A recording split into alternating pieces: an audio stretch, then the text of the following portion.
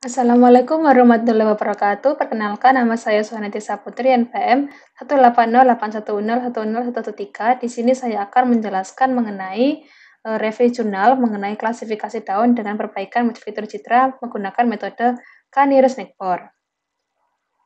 Langsung saja.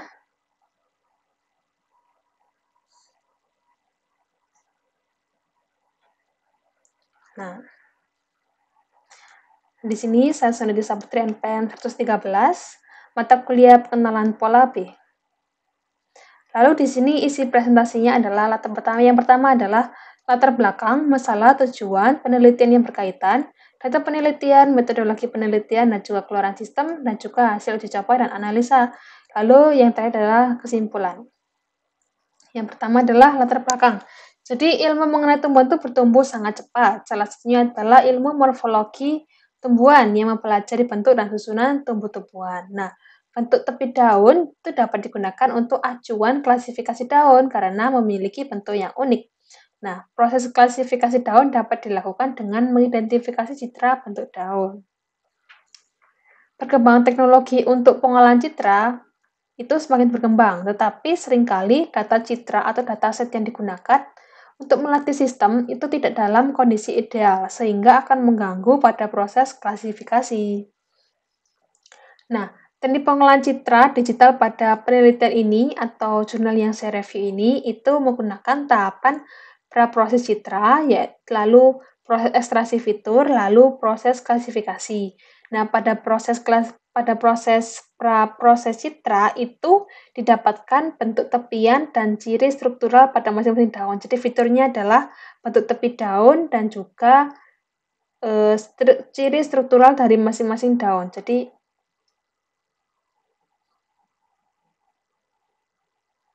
fiturnya itu ada dua, itu bentuk tepi daun dan juga tekstur daun. Lalu untuk proses ekstraksi fitur itu menggunakan metode moment invariant. Jadi nanti terdapat 7 hue. Lalu dilakukan proses klasifikasi menggunakan Canirus-Nekpor atau KNN. Nah, di sini masalah pada penelitian ini adalah bagaimana cara mengklasifikasi daun berdasarkan bentuk pola daun dengan optimal menggunakan dataset citra. Jadi, permasalahan yang diangkat itu bagaimana sih untuk melakukan klasifikasi daun itu dengan optimal. Jadi, dengan menggunakan dataset citra. Bagaimana sih optimalnya? Gitu. Lalu tujuan pada penelitian ini adalah untuk mengoptimalkan klasifikasi daun berdasarkan bentuk pola dan juga tepi daun menggunakan dataset citra yang telah diolah.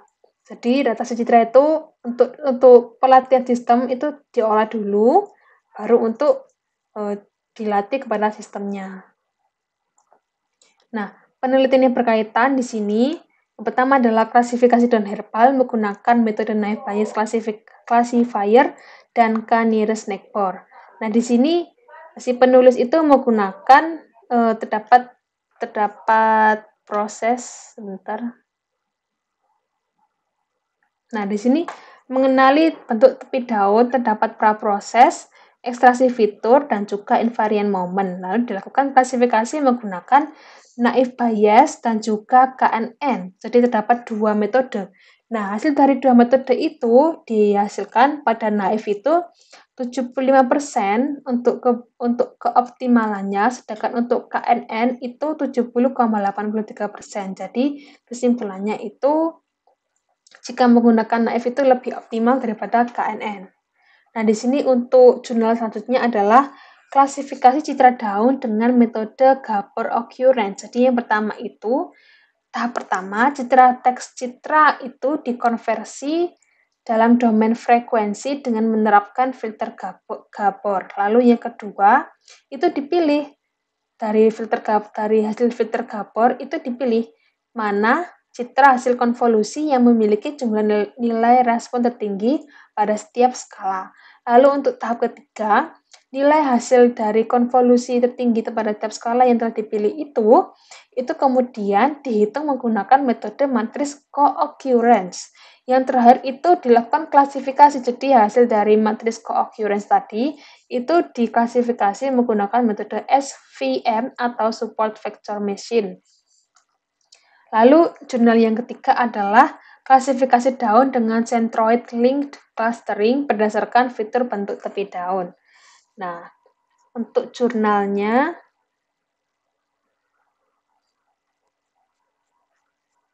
sebentar. Nah, ini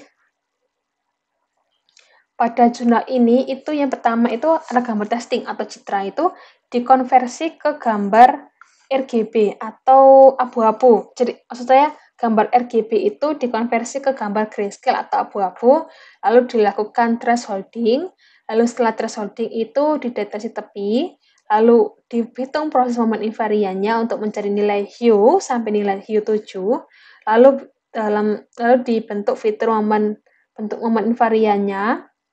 Lalu dilakukan proses klasifikasi di sini.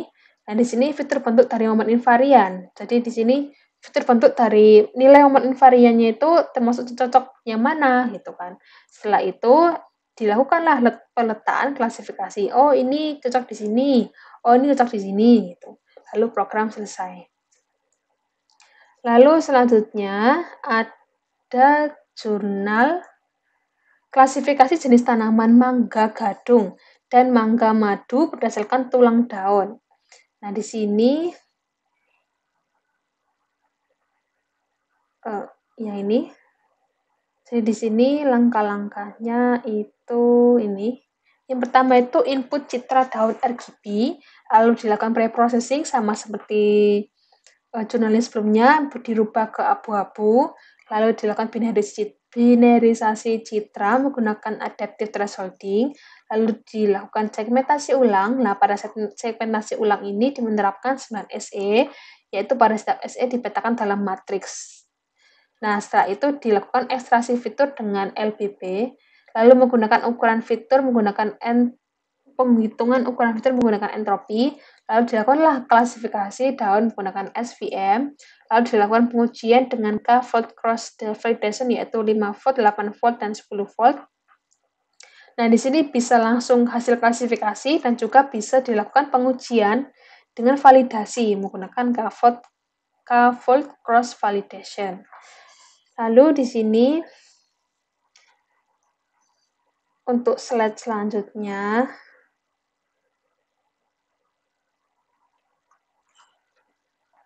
data penelitian. Nah, data penelitian pada jurnal yang saya review itu menggunakan 50 foto citra atau dataset yang memiliki 5 kelas, yaitu daun 1, 2, 3, 4, dan 5.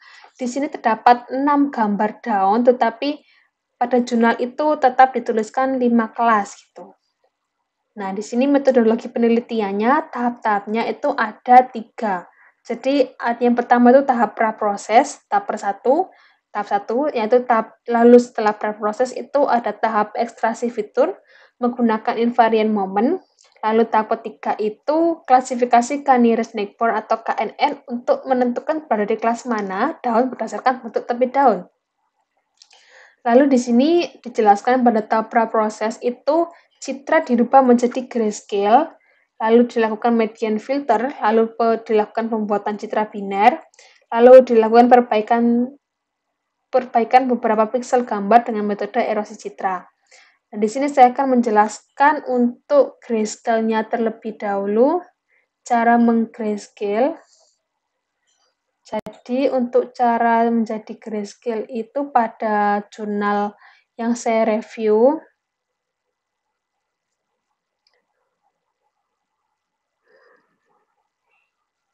itu untuk mendapatkan nilai abu-abu, red dikali 299 ditambah green dikali 587 ditambah blue dikali 114 dibagi 1000. Nah, di sini menurut jurnal yang saya review. Untuk jurnal lain itu untuk jurnal lain ini prosesnya lebih lengkap. Jadi pertama itu ada nilai 0,299 dikali R, red maksudnya dikali red, ditambah 0,587 dikali green, ditambah 0,114 dikali blue.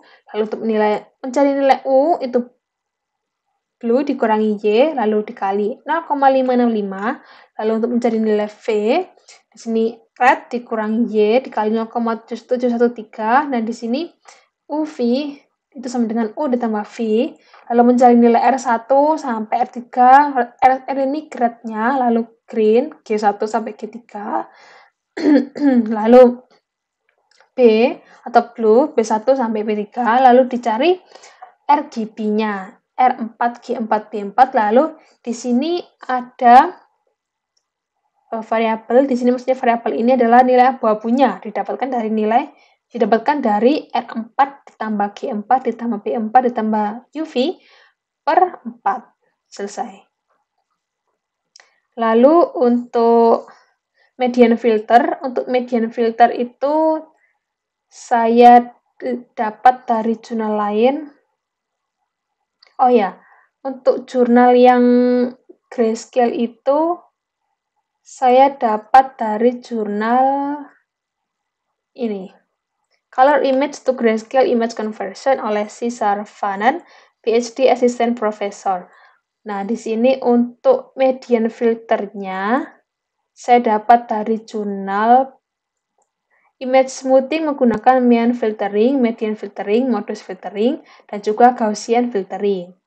Nah, di sini saya melihat median filternya. Jadi median filter itu intinya itu akan menggantikan nilai piksel utama di sini, nilai tengah dari matriks di sini, itu digantikan dengan nilai median filter. Nah, cara untuk mencari median filter itu bagaimana?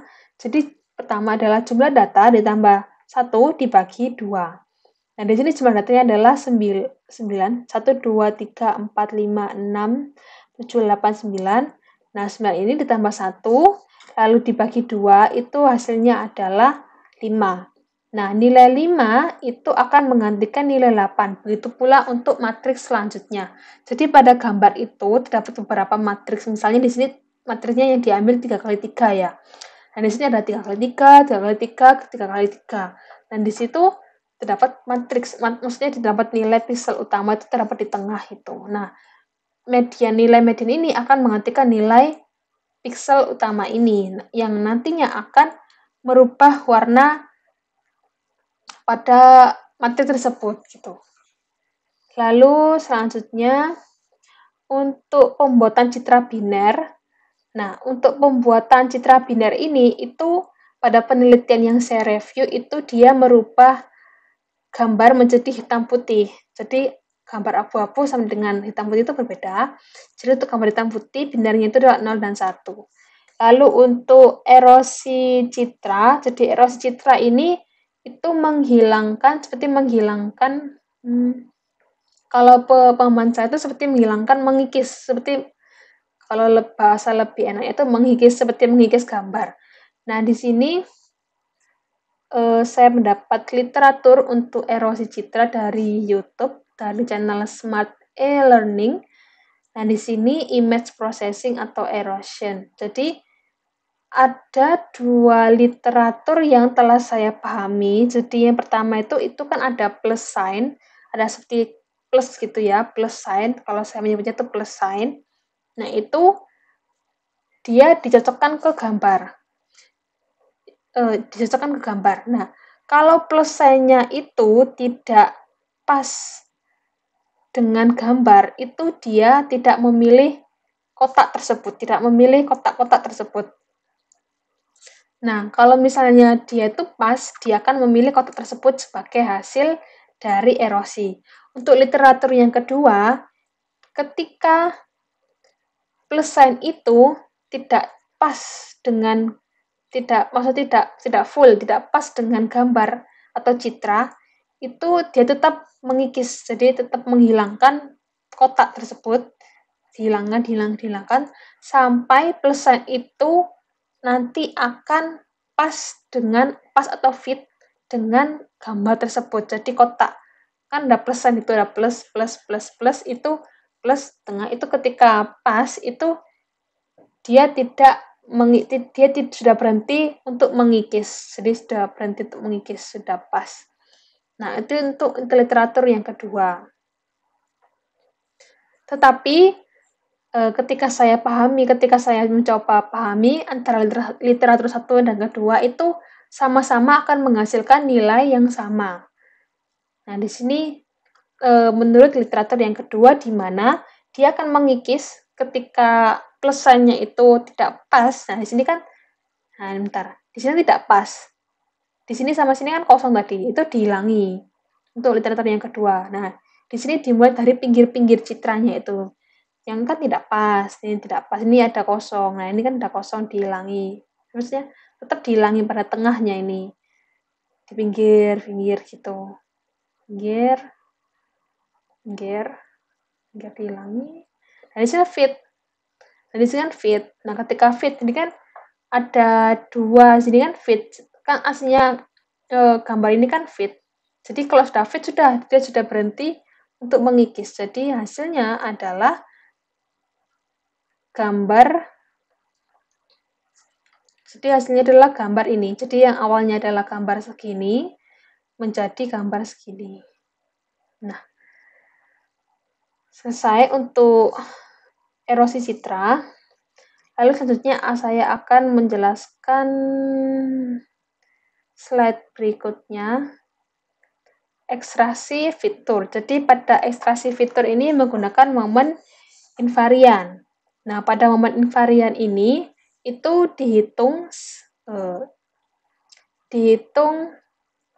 rotasi, termasuk rotasi translasi dan juga invarian skalanya. Nah, di sini cara untuk mencari momen invarian itu terdapat jurnal yang saya review, terdapat di jurnal yang saya review itu ini. Ada U1 sampai U7. Di sini ada mu.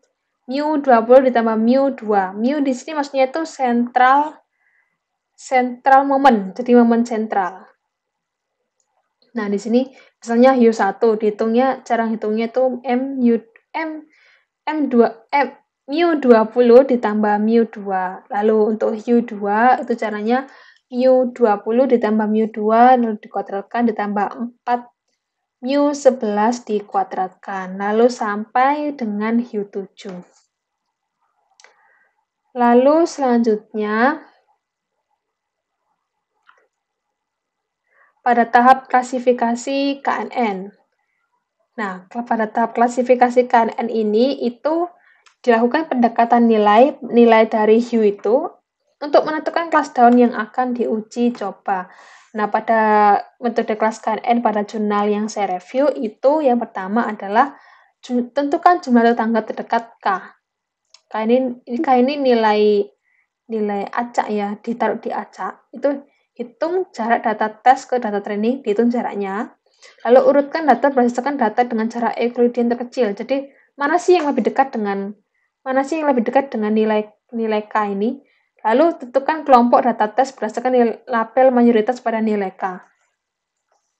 Label mayoritas pada nilai. Jadi dilihat, oh ini termasuk ini, kan data terdekat itu. Oh ini kelompok ini, kelompok ini, kelompok ini. Itu algoritma KNN. Lalu untuk keluaran sistem dari penelitian yang saya review ini, itu keluaran sistem itu nanti akan mengeluarkan seperti penyataan. Jadi misalnya data yang dites itu data daun 1. Dia tuh aslinya kelas 2. Dan di sistemnya dia itu keluar apa? Kelas apa? 1, 2, 3, 4, atau 5. Lalu untuk hasil uji coba dan analisa, itu yang pertama adalah hasil praproses. Jadi hasil praproses ini itu gambar RGB itu dikonversi menjadi grayscale atau abu-abu. Lalu di sini melakukan perbaikan citra median filter yang tadi saya bilang median filter itu mengganti nilai piksel utamanya itu pada matriks. Lalu pada proses binarisasi citra itu dilakukan menjadi hitam putih. Lalu dilakukan erosi citra yang dimana seperti mengikis gambar. Lalu untuk hasil perprosesnya seperti ini. Lalu untuk hasil ekstraksi fitur, di sini ada nilai hue 1 sampai 7 dari daun 1 sampai 7. Nah, di sini hasil klasifikasi KNN-nya. Di sini terdapat 15 daun yang diuji. Nah, di sini ada kelas sebenarnya, ada kelas 1 ini, misalnya daun 5. Kelas sebenarnya 2, ternyata di sistem benar. Dia mengeluarkan kelas 2, jadi hasilnya benar. Dan di sini ada 2 kesalahan, ada Jadi sistem melakukan dua kesalahan, yaitu pada daun 4 dan juga daun 12. Pada daun 4, hasil kelas sebenarnya itu 2, tetapi sistemnya itu menjawab 4. Pada daun 12 itu kelas sebenarnya itu 4, tetapi pada sistem menjawab 2. Jadi, terdapat 13 objek yang terklasifikasi benar dan juga 2 objek terklasifikasi salah. Nah, jadi dari hasil pengujian ini itu didapatkan akurasi sistem itu sebesar 13 tadi per 15 yang hasilnya adalah 86,67%. Lalu untuk kesimpulannya, jadi kesimpulan pertama adalah penggunaan median filter dan erosi citra itu mampu memperbaiki citra daun sehingga dapat mempermudah proses ekstraksi fitur dan klasifikasi. Untuk kesimpulan yang kedua, penggunaan klasifikasi menggunakan metode Canirac Snowball itu didapatkan nilai akurasi itu sebesar 86,67%. Yang mana hal ini tuh menunjukkan metode KNN itu mampu melakukan klasifikasi daun dengan baik. Nah, terima kasih. Terima kasih telah melihat video saya dan juga mohon maaf bila ada kesalahan penjelasan dan juga kesalahan kata yang mungkin menyinggung hati saudara. Mohon maaf. Terima kasih. Wassalamualaikum warahmatullahi wabarakatuh.